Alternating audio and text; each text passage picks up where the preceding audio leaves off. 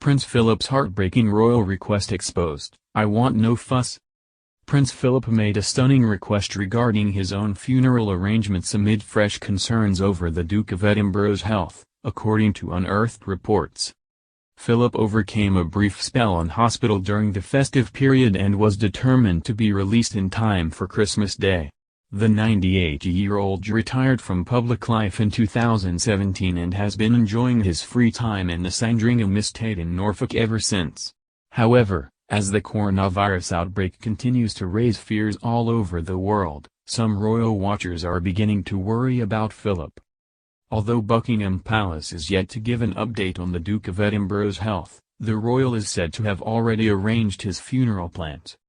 According to the Mirror, back in 2018, Philip has expressed a preference for something a little more simple. Reporter Zara Mulroy explained, he may be entitled to a full-blown state funeral, but the Duke has expressed a preference for something a little more simple, and he's been closely involved with the arrangements, which are being coordinated by the Lord Chamberlain's office at Buckingham Palace. She added, rather than lying in state at Westminster Abbey, it's thought that the Duke's body will lie at St. James Palace instead, where Princess Diana lay for several days before her funeral in 1997. The public would not be allowed to view the body.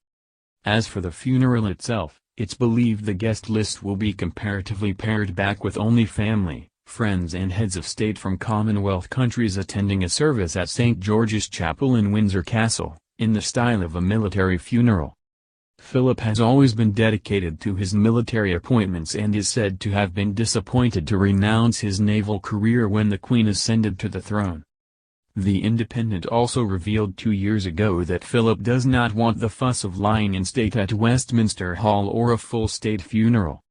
Apparently, the Palace of Westminster staff are usually on alert, as they must prepare a state funeral with just 6 hours' notice. Yet, Philip has asked for a more intimate event.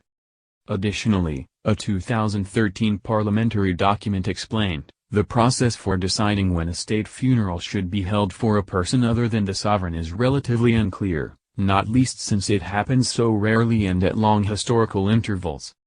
There is no official process set out in public.